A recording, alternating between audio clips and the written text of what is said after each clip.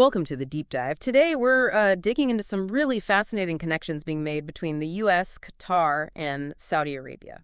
That's right. We got some source material here, transcripts covering, well, a big signing ceremony involving the U.S. and Qatar, and also Elon Musk showing up at a Saudi-U.S. investment forum.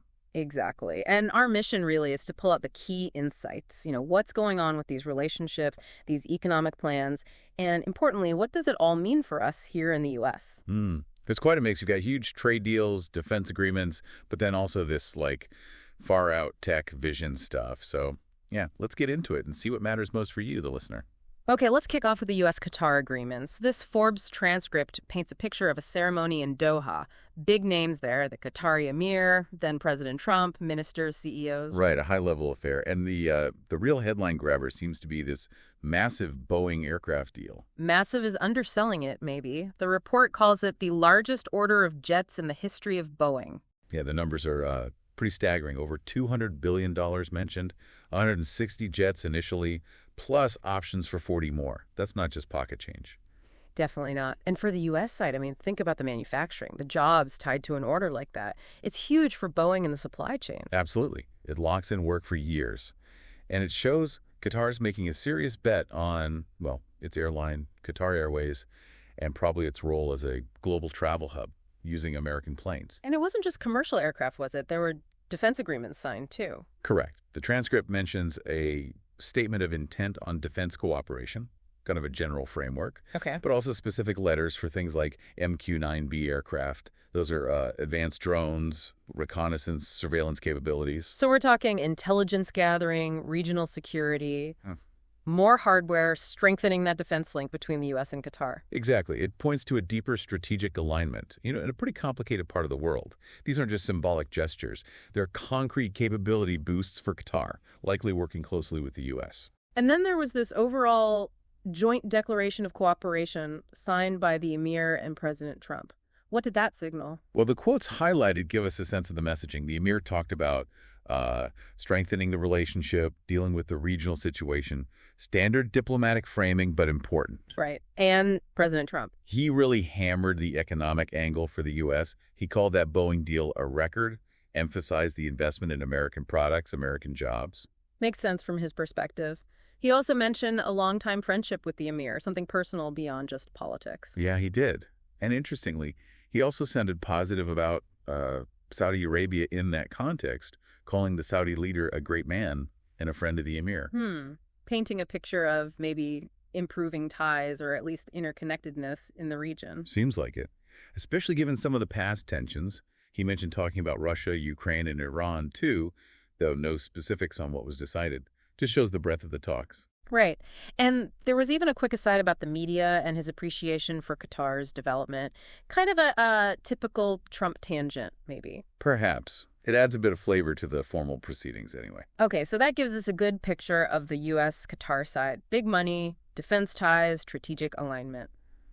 Now, let's switch gears. Elon Musk at the Saudi-U.S. Investment Forum. This sounds different. Very different vibe, yeah.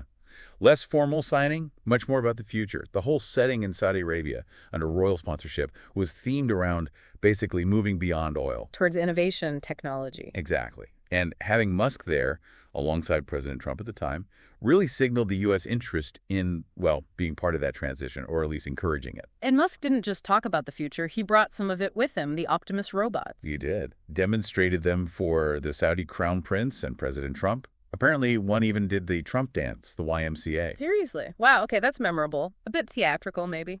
Definitely theatrical. But it gets the point across, right? Showing off what these humanoid robots might do.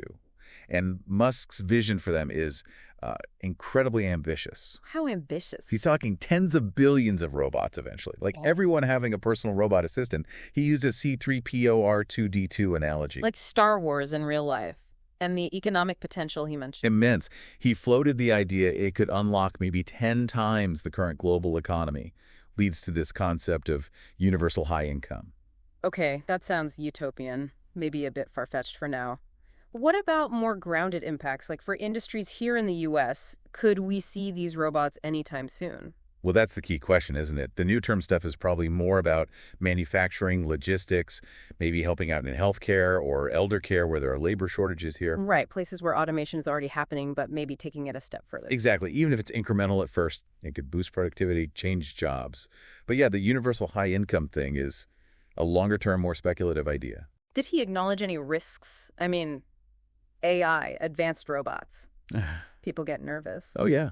He brought up science fiction Ian Banks' Culture series as a good outcome, but also warned against the Terminator scenario. He talked about wanting a positive future, like Star Trek. So he's aware of the double-edged sword. Seems so.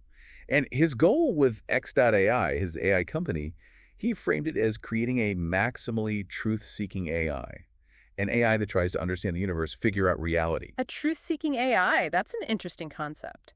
Especially now, trying to counter-bias, maybe? That seems to be the idea. Using AI for fundamental understanding, objective facts, big goal, could have huge implications for how we all get information if it works. Okay, besides the robots and super AI, what else came up? More concrete stuff. Yeah, you talked about robo-taxis. Apparently agreed to bring autonomous vehicles to Saudi Arabia. That's a tangible step. Big step for them. And Starlink. Starlink got approval for maritime and aviation use in the kingdom. So better connectivity, especially for transport and logistics. Another opening for U.S. tech there. In the Boring Company? Tunnels. Right. His idea of 3D roads going underground to beat traffic. You mentioned the Las Vegas loop as a sort of proof of concept, calls it a teleporting experience. Trying to solve traffic with tunnels. It's definitely thinking outside the box. Something U.S. cities struggle with too, obviously. For sure. And discussing it there at that forum suggests maybe international interest or collaboration on these kinds of ambitious infrastructure projects. So when you pull back this whole Saudi forum discussion, Musk's involvement, it highlights this shift, right? The U.S.-Saudi relationship evolving beyond just oil. Absolutely. It's now very much about technology, innovation, robotics. Saudi Arabia explicitly wants to use this tech to boost productivity, become a regional leader in new ways. That creates opportunities, challenges for U.S. companies too. And underpinning all of this tech, the robots, the AI, the data centers, is energy, right? Crucial point.